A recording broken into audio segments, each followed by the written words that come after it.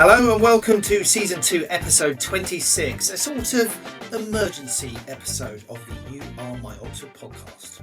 Matt, what a wild week. A surprise sacking, a big new name manager. We're going to discuss both. And Matt, we're going to pick the brains of someone who's seen Aaron Ramsey manage close up. We'll also hear from our statistician, Theo, who tell us whether Matt Bloomfield was good or not, or unlucky or not. And Matt, we're also going to do a special Nicky Banger game with the very managerial twist. That's right. As always, we're delighted to be supported by our friends at Nutmeg, a nostalgic football management game from the kind and handsome people at Secret Mode Games. Matt, it's a game where you can manage great and not so great Oxford United teams of the 1980s and 90s, and what a delight it is. And wait for it, Matt, we also have another new logo appearing just about... Amazing. That's right, Dan. That would be the logo of Henstridge Construction. Now, Rick Henstridge has over 25 years of experience in the construction industry, working on some prestigious buildings across Oxfordshire, as well as some of the finest homes in the country, Dan. Matt, he's a huge Oxford United fan and a lovely guy, so why not give him a call to discuss any building needs?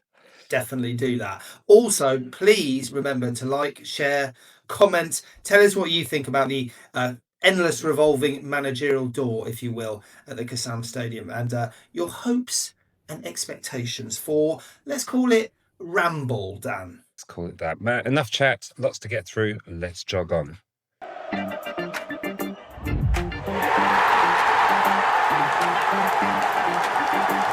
Matt, we have some serious business to talk about after the shock announcement on Saturday that Matt Bloomfield had left the club and yesterday's big announcement that Aaron Ramsey has been appointed in his place. Matt, let's start with the newer of that news. How are you feeling now that it is, to quote the streets in 2004, it is Ramo in the main room? Are you excited? Love that reference, Dan. Love that reference. Thank you. Dan, it has been a roller coaster 48 hours, let's call it. And I've been on a journey, okay? And we can dig into this over the next half an hour or so. I've been on a journey, and initially I was extremely angry, sad, just fed up with the club and what we become and the fact of this churn of managers. But in the last 24 hours, Dan, I've spoken to a Luton fan. And you know, later in the show, this will become relevant. I've spoken to a Luton fan who has made me very optimistic about Aaron Ramsey, what he could bring to our club, and I'm now in a place of not like over positivity, but I'm feeling kind of confident and a bit happier than I was 24 hours ago. How are you feeling? I think I'm on that journey as well. I'm not going to lie. I think it's fair to say that Aaron Ramsey is much more exciting a prospect than Matt Bloomfield. But I'm not sure whether as a club we're in the right place for exciting or not. Matt, I'm really pleased you've given us your opinion. I'm going to pick your brains on this a whole lot more. And it's not that I don't value your opinion, Matt, because I always do. But I took the liberty of talking to somebody else who might have a little bit more expertise and knowledge on Aaron. Earlier today, I spoke to BBC Wales sport correspondent Ian Hunt, who covers Cardiff City, where Ramsey served as both a player and a manager, caretaker manager for 3 games. This is what he had to say. Ian, you kind of warned me we weren't going to have much info on Aaron Ramsey's managerial style. After all, he only oversaw 3 games at Cardiff, including that game where Cameron Brannigan scored the wonder goal from miles away. What did you pick up in those 3 games? Yes, it was. I think it was the game against Oxford, which you referenced. There was then a goalless draw against West Brom, which effectively, did send them down. You know, they needed to get a win in that one to stand any chance of staying up. They drew it. They were down. And then the final game of the season was a 4-2 defeat at Norwich, which was obviously a write-off and a chance to bring in some of the younger players who've actually impressed during last year's promotion-winning season. So he kind of laid a few seeds there for Brian Barry Murphy. What did we get from it? It's hard, as you say, to glean much from 3 games, isn't it? Where a manager comes in just for a very short period of time and what's he like in terms of style of football? What's he like as a man manager? And difficult to judge on such a short period. But I suppose what we did see from Ramsey was Cardiff playing a more front foot style of football. Ramsey sort of got them playing a little bit more football during those 3 games.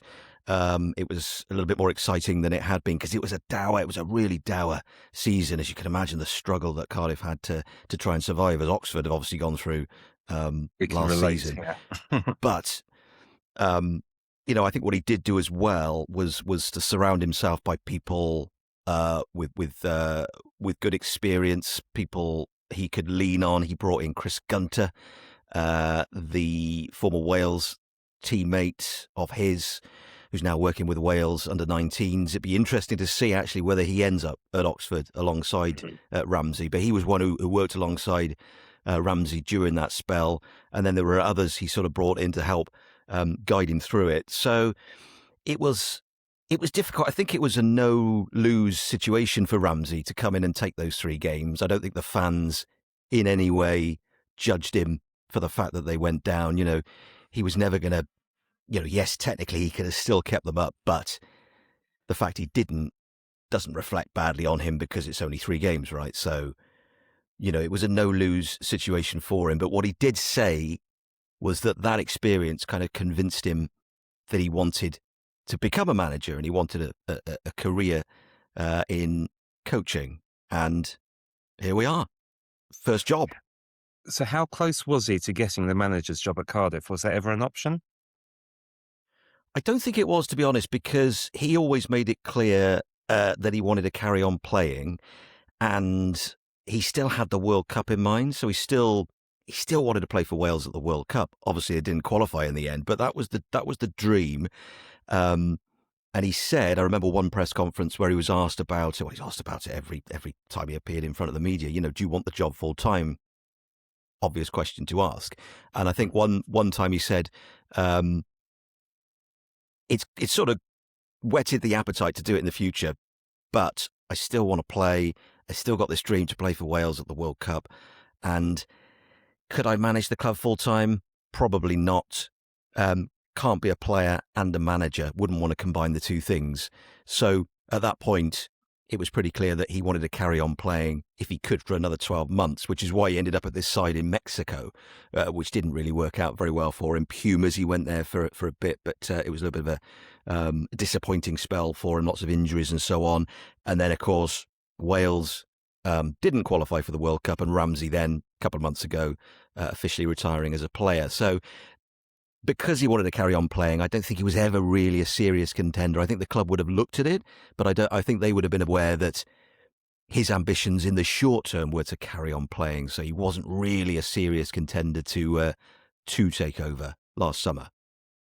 After the dust had settled on that season where he had those 3 games in charge, did you get any insights from any players on his time in charge? It was obviously a difficult period for Cardiff's players. I think they enjoyed the short spell that he was in charge. I mentioned the fact that the final game of the season, Norwich 4-2 away, terrible result for them, but he did bring in some of the young players who, as I said, went on to be, big parts of the promotion-winning campaign. Dylan Lawler, one of the stars of Cardiff's season. Roman Capaccio, another defender who's since got on to make his full Wales debut. Those 2 players in particular, they played in that Norwich game, so they would have spoken quite favourably about Ramsey, giving them that opportunity and almost a platform to then, become part of the team last season. So he was really well thought of, but I think you could always see when he was playing those leadership skills. He wasn't the most outgoing, outspoken kind of character or captain, but it was always those little moments on the field. You could see when I'm sat there in the press box, you sort of pick up on him pointing players, telling players where he wants the ball to be played, or having a little moan at players and saying, look, that ball should have gone over there, or you should have made that run. I was doing this, why weren't you doing that? All that kind of thing. So that leadership was quite evident. You know, he's been a captain, he's been a leader, whether he's had the armband or not. And as he's told us recently in a interview we did with him, you know, coaching, managing is something that he's really, really keen, or was always really keen to do. Certainly over the last, you know, 5-6 years, he's developed that passion, that interest in it. It's not in my DNA to put my feet up, was I think what he said a few weeks ago, because we've seen the likes of Gareth Bale obviously just go in a different direction. He's getting involved in the business side of football now, and other stars of the Euros in 2016 have sort of gone away for a break, people like Joe Allen. So Aaron Ramsey, I suppose, is the first of that golden Wales generation to sort of have a crack at it and get going on his managerial career. It sounds like you've watched him play quite a lot in his career. For those like me who haven't seen a great deal of him play, was he the kind of player you watch and think, yeah, one day he's going to be a manager? And if so, why? Why would that have been? I don't think I ever thought of him as a manager in terms of his character and personality. He never sort of stood out as someone you think is going to be a leader one day, because I always thought he was quite quiet, quite reserved. Certainly in press conferences, he never gave the impression he used to love doing the press conferences, you know, with Wales or whenever he spoke to the media at Cardiff. It was always very difficult to get a hold of him as well when he was at Arsenal, because you know, they were quite protective of him and all the young players there initially, and he didn't do that many interviews, so he was quite reserved. You know, he didn't really put himself out there, and quite a shy character, I always thought. So in that sense, I wouldn't have said, say 10 years ago when he was at Euro 2016, the peak of his powers in a Wales shirt, he'll be a manager one day. But then you just don't know, do you? You just don't know who is going to end up being a coach. But as I said, in terms of what he did on the field, the way that he would sort of, you know, instruct all of his teammates, and he had a sort of a vision for the game. You know, he kind of saw things before everyone else saw them, I suppose. Do you know what I mean? And he would make the run that others wouldn't make. He would make the pass that others wouldn't make. He had that talent, that ability, obviously, to do it, but he had the vision as well. And I suppose in that sense, you would then look at it and think, okay, he sees the picture. You know, he's got that tactical kind of oversight of a match, which all managers need, don't they? Stood on the sidelines trying to work out what is going on. So from what you see on the pitch, yes, the leadership sort of thing was clear. Off the pitch, you wouldn't have thought so much. And I was actually just looking at his press conference this morning, which he's just done, his unveiling at Oxford, and he still seems quite shy and reserved in what he says and how he comes across. But so was Arsene Wenger, I guess. He didn't turn out too bad, did he? Who managed Ramsey for many, many years at Arsenal. Takes all sorts to make a manager. This kind of leads to my next question, I guess, which isn't it? He's a handsome fella. He's a superstar footballer. He's probably mates with Ronaldo. You know, he's lived for years in Turin. The question is, I guess, how's he going to cope on a cold Tuesday night, stuck in the traffic jam next to the sewage farm in OX4 after a 1-0 defeat to Burton? How's he going to cope with that? The reality of it. What, at the Oxford Ring Road? Yeah, exactly. Yeah. Yeah, that's always a question, isn't it? Will he stay in Oxford? He's a very much a family man, Aaron Ramsey.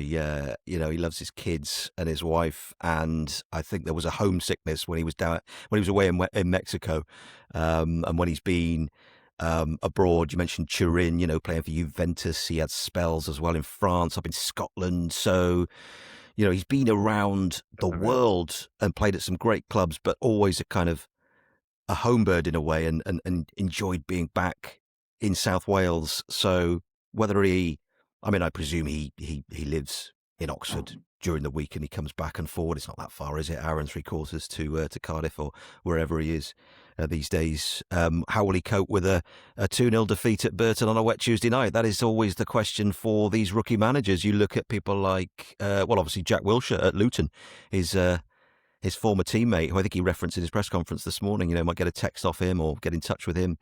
You know, it depends what the sort of level of expectation is on him at Oxford. Do they need to get straight back up into the Championship? Is he under real pressure to get results?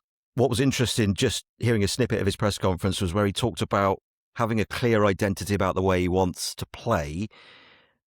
And he's quite reluctant to get into detail about this, but he sort of in the end, he sort of talks about playing a brand of football that the fans are going to be excited by, that the players are going to enjoy playing. And he also, interestingly, talked about his elite habits. Everything he does, he says, will be underpinned by elite habits and everyday behaviours. So having played, at Arsenal for 11 years, been to Juventus and all these top clubs, and for Wales, just being around all those top managers and at those top clubs, those elite environments, as he put it, he sounds like he's going to try to put everything into it in terms of the professionalism. The standards are going to be high. He'll expect a lot of the players.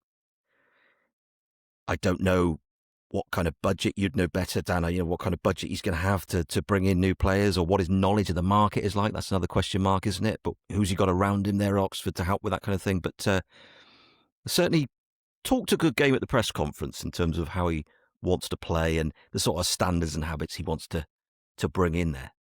Well, as you know, at this podcast, we are all about elite habits ourselves, so we can strongly relate. Cardiff stormed the league last year. Do you think Aaron Ramsey might come raiding some of your players who got you up? And if so, who might be on our radar, do you think? Oh, that's a tough question, isn't it? Yeah. Raiding some of the players. I mean, who's gone? Ryan Wintle's gone, hasn't he? I don't know where you are for central midfielders. And that kind of... Yeah. That kind of thing. Is Will Volk still there? He is, yes. Is he still under contract? He's got 1 year left, I think. He's struggling a bit, I think, with I don't know, he struggled a bit with the pace of the game last year. He was kind of peripheral last season. But maybe at League One, he might be quite a force. And he's got the lob throw, which was our only weapon for about 2 seasons. So. Yeah, I mean, it's an interesting one, isn't it? Because a lot of the young players who did so well at Cardiff last season, you'd imagine they're gonna be around. They're going to stay at Cardiff for this Championship season. There's a few around the periphery that he will be aware of from his time at Cardiff, are still there, that maybe he could come in for. I'm thinking the likes of Isaac Davis, who's actually been playing for Wales recently, Eli King, again, another midfielder. Cian Ashford is under a pretty long-term contract as a winger at Cardiff City. Whether he will be a regular in the Championship for Cardiff City, I'm not sure. I don't imagine they'd want to get rid of him, but how much game time will he get? Because they're going to need to supplement that young squad with some experienced players, Cardiff City. But the gems, are going to stay. There's no doubt about that. Capacios, the Lawlers, those kind of players who did so well. Not a lot there in terms of players that he could probably come in for, but I'm sure he's got plenty of contacts in the game. I'm sure he has. Ian, last question. Forgetting your BBC impartiality or indeed accuracy, can you tell me why Aaron Ramsey is going to be the man to lead us to the Champions League in 5 seasons? Can you tell me why it's going to happen? This sounds like one of those answers on Mock the Week, when you have to stand up and give a case for something in 30 seconds. Why is Aaron Ramsey going to lead you to the Champions League? Well, he's got elite level contacts, you would imagine. He will lean on the previous managers that he's worked under. You'd imagine that he'd be speaking to Arsene Wenger and Craig Bellamy, who actually said a few months ago he thought that Ramsey would be a future Wales manager. Style of play. Can he do it? Can he get them up playing an attractive brand of football? Cardiff City managed to do it. Why can't Aaron Ramsey do it as well? Get Oxford up playing a good brand of front foot, exciting football. He's hoping. Ian, Champions League in 5 years, though, that might be a stretch. As Ian says, it's very hard to tell much about Ramsey because he is so inexperienced. I listened to his interview yesterday. I've seen some people say how well they thought Ramsey spoke. I've seen other people say that he uses the same kind of modern manager talk that everyone else uses: intensity, behaviours, front foot, aggressive with the ball, aggressive without the ball. And Matt, there's a new one I'd never heard before. Elite habits. No, you look like the kind of man who's got some elite habits. Any you'd like to share with the listeners? Absolutely not. Elite habits, is that like a modern, an update on marginal gains? I guess, I don't know, but I think I know what he means, or I think I know kind of where he's getting to. And I mentioned I spoke to a Luton fan yesterday. He said to me, Jack Wilshere has brought in a version of elite habits to Luton, and they're all for it. He was saying to me, Aaron Ramsey will be brilliant for Oxford. He goes, if he's done what Jack Wilshere's came in and has done at Luton, and yes, it took a little bit of time, but their run towards the end of the season was what? I don't know, they won 10 out of the last 12 or something like that. They have all bought into it. And he said, what is needed in League One now, Wiltshire just got, and he thinks Aaron Ramsey will do the same. And he said, League One is all about the midfield now. And if you have someone who understands the midfield and what to get out of players, he said everything comes to the midfield. And he thinks Ramsey, with his kind of elite habits from being a Premier League footballer and this kind of thing, he said thinks it'll be perfect for us. I'm sold. Speaking of someone who has some very unelite habits, yeah, I'm very excited to hear this. If we cut through all of this jargon, Matt, it feels very exciting, but it does feel a bit like a gamble, right? A bit like a gamble? Well, I'm being calm. It's a huge gamble, right? It's huge. Like, I mean, it could be amazing. It could be absolutely rubbish. We will never know until 3, 4, 5, 10 games in. And, how long will fans give him to kind of win us over? How long will he have? We've become a club where there's a high churn of managers. The board clearly lose patience or don't have patience. As fans, let's be honest, our patience has shortened over the years. And who knows if Ramsey will be with us, in a year. And listen, even if he's successful, it could work the other way. Surely he's viewing Oxford as a stepping stone as well. So is it a gamble? 100% it's a gamble. Like, this is one of the biggest gambles I think Oxford have ever played. And I tell you why, it's because I like Matt Bloomfield and I was confident with him going into a League One season. And I felt the players had kind of bought in to what he was doing. Was Bloomfield perfect? Absolutely not. Was I confident that he was a good League One manager with a good chance of getting us out of the division? Absolutely. This is a huge gamble. Matt, we've gambled, I think, 3 times before, by my recollection, on big names as manager. We had Mark Lawrenson, 1987. We had Malcolm Shotton, 1998. And we had Mark Wright in 2001. I'm going to say that none were a wild success. As a club, do you think we are a club that kind of needs a bit of experience, or are we that kind of club that we need someone who's got a bit more of kind of knowledge of the game? Times change though, don't they? And I think there is a bit of a fashion now because the game has become so technical, and it's all freaking low blocks and inverted pyramids and all this. Someone who's been elite behaviours at every which way you turn. Times I don't think you can compare it to Mark Lawrenson arriving in 1987, almost going, this is Oxford. I've just come from Liverpool. Everything will be brilliant. It's different. I think. I wonder if Ramsey will come in, kind of, with his processes. Another elite habit kind of word there. With his processes, with a lot more of a focus around training, a lot more data driven, all this kind of thing.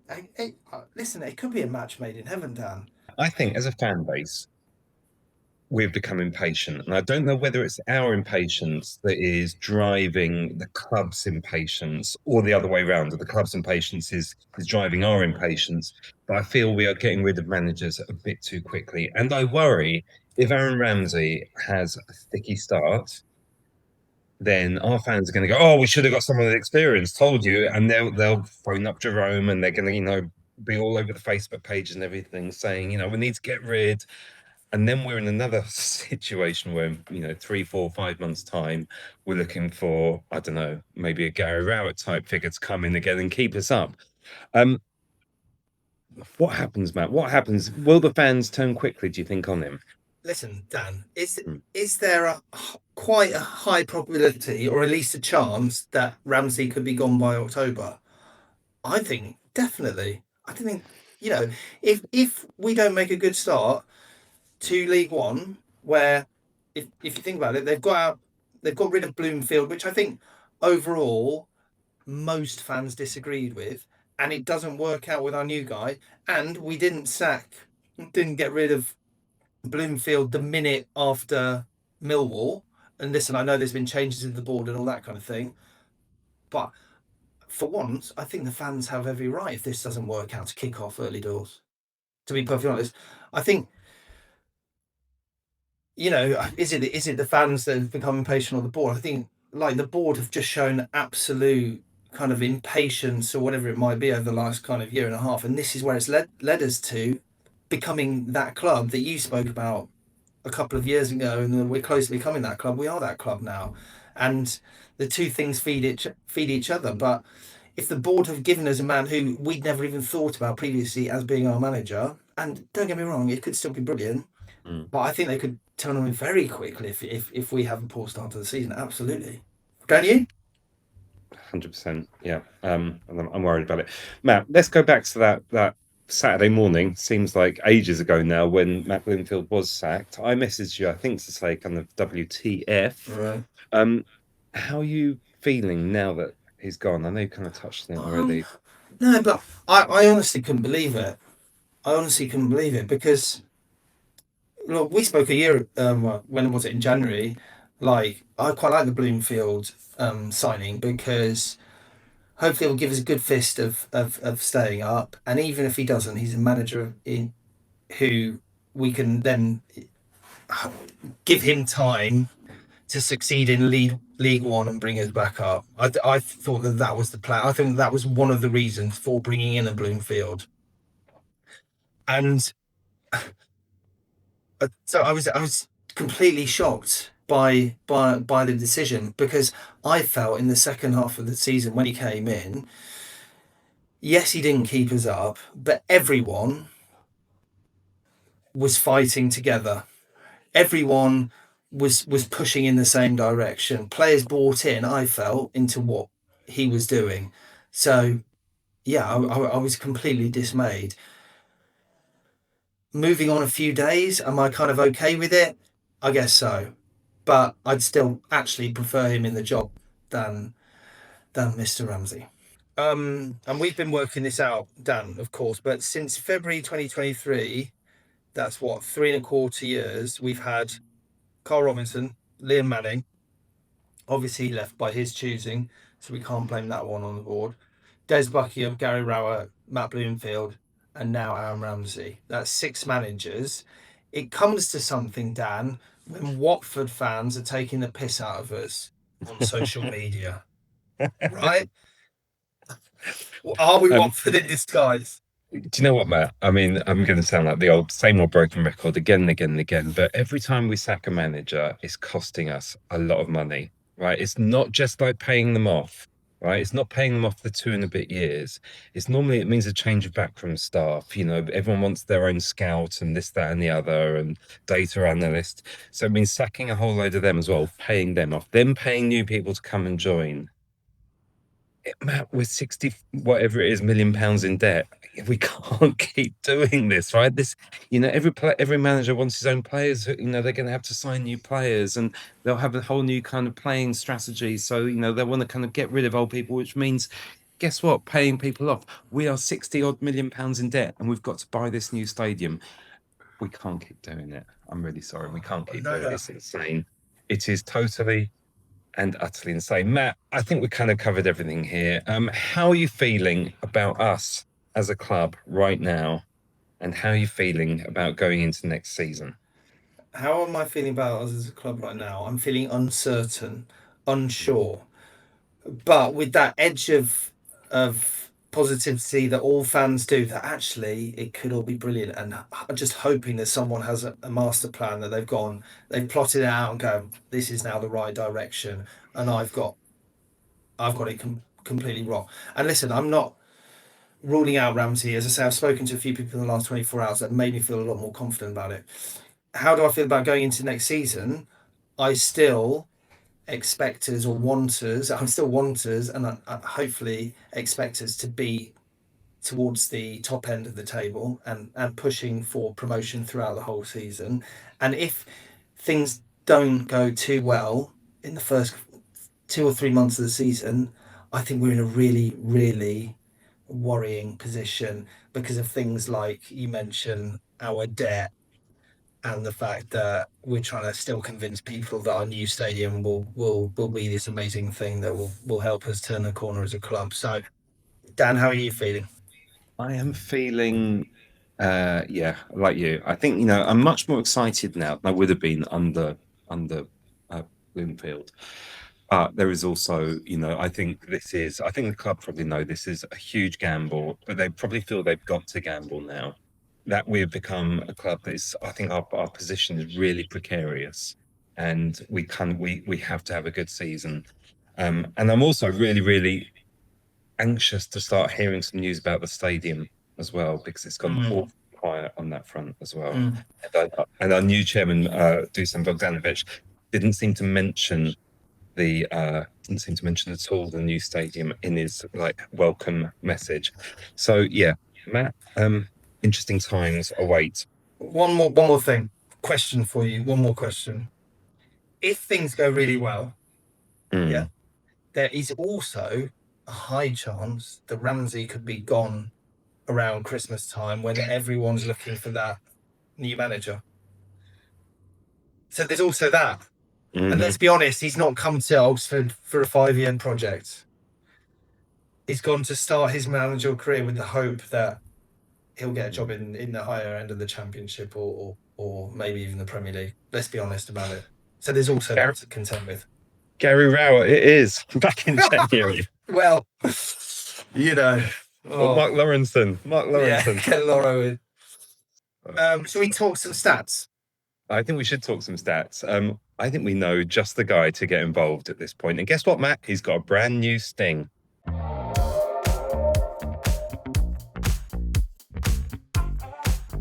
Theo's Stat Kitchen. So, Theo, do you like your new sting? Well, I'd say it's about time, Dan. Very pleased to see it come in, and it's only taken 18 months of dedicated podcast contributions, but I'm very happy to get my sting. It's a very funky thing it is too. So, Theo, you've been crunching the numbers. Was Matt Bloomfield unlucky?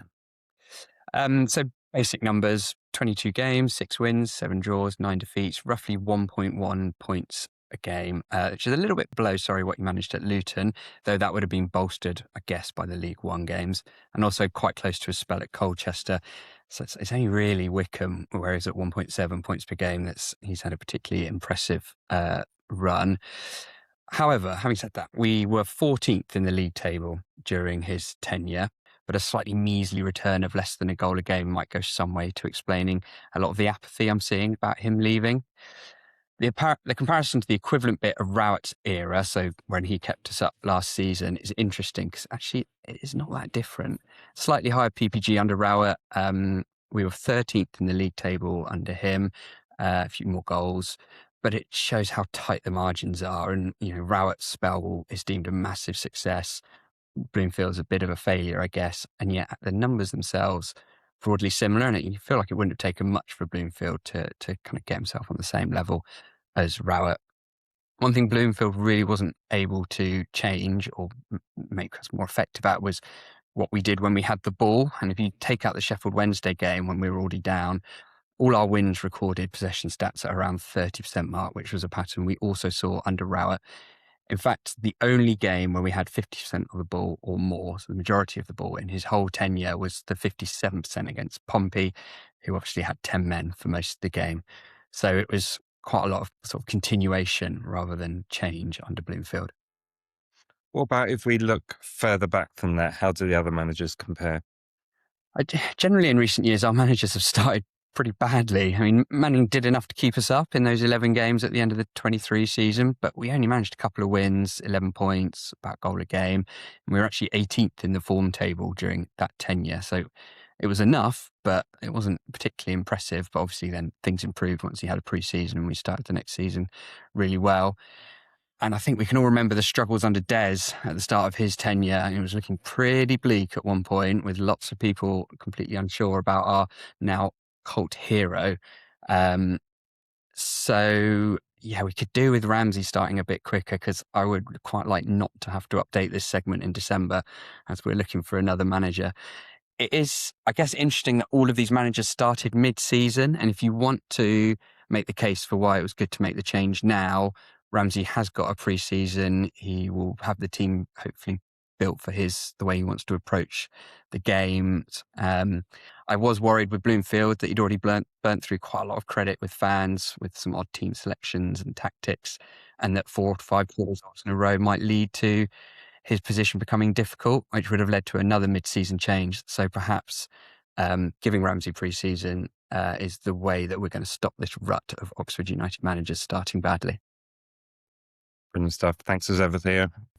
That's my dear friend. Do you have time for a beautiful little Nicky Banger game? Always, Dan. Always. Nicky Banger. Nicky Banger. Nicky Banger. Nicky Banger. Nicky Banger. Nicky Banger. Nicky Banger game. Matt, the Nicky Banger game, a simple game of higher or lower. This time, though, we're doing it with a managerial twist. I'm going to ask you about some of our less successful managers. I'm going to ask you how many games they were in charge. You've got to tell me whether it was higher or lower. Let's start, Matt, with Matt Bloomfield. He was Oxford United manager for 22 games in all competitions. Was Pep Clotet manager for higher or lower than that? Higher. Sliding. That is correct. Pep Clotet was manager, Matt, for 36 games. Yes. Yes. I'm off and running. Pep Clotet was manager for 36 games. Was that, Matt, higher or lower than mustachioed resigner Mark Lawrenson? Loro must have been lower. Loro must have been lower, and I reckon about 25 games. Well, Lawrenson was indeed in charge for 23 games. You were right to go lower. Nice, easy one for you here. 23 games. Was that higher or lower than Gary Waddock's reign? Lower. Gary Waddock was lower, and probably single figures. He was indeed. He was in charge for just 8 games.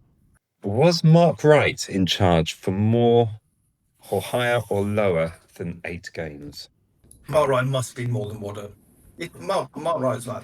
Mark Wright was in fact in charge for 23 games. Was perm-haired former prisoner Graham Hicks in charge for more or fewer games? That's tough.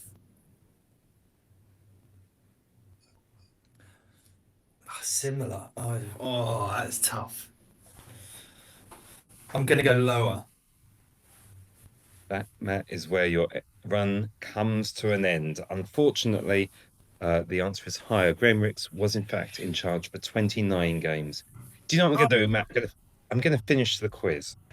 Was Ramon Diaz in charge for more or fewer games than Graham Hicks? Graham Hicks was what? How many? 29. I think slightly more. So you're saying Ramon Diaz was in charge for more games? For slightly more, yeah. Maybe like 30, 33. That's sadly incorrect again. Your winning run has come to a juddering halt. He was in charge for 25 games. Was that more, Matt, or fewer than David Kemp? Oh, God, I hated that man.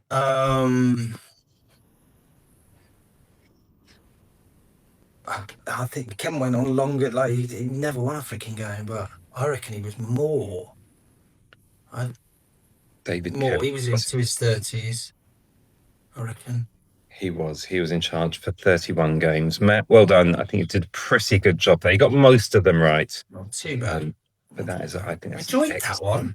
Yeah, I enjoyed that one. Where will Mr. Ramsey end up on that that list? We will wait and see. Well, as we discussed earlier in the podcast, he is going to be on a 5-year project that will take us all the way to the Champions League.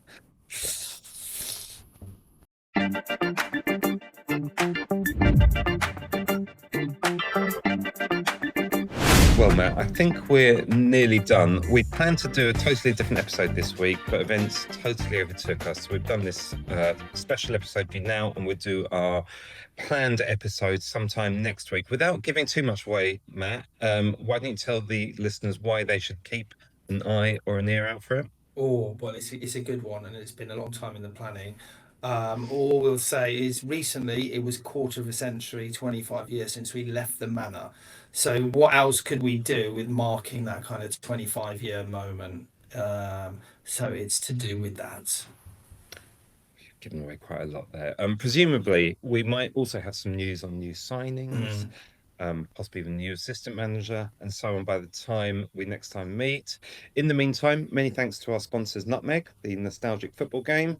And our new partner, Henstridge Construction, great local builders, huge, massive Oxford United supporters. So if you're thinking about that loft conversion, if you're thinking about that kitchen extension, you know where to go. Thinking of it all the time. I'm thinking of some air conditioning units. That's what I need right now. Honestly, my house is like an oven. Matt, I'm going to go and cool down. Lovely seeing you. Wish me luck with the edits on this. Listeners, my computer is so hot, it has started breaking down whilst we're recording. If it all goes wrong, Matt will have to record it all again. Take care, buddy. Cheers. Cheers. See you soon.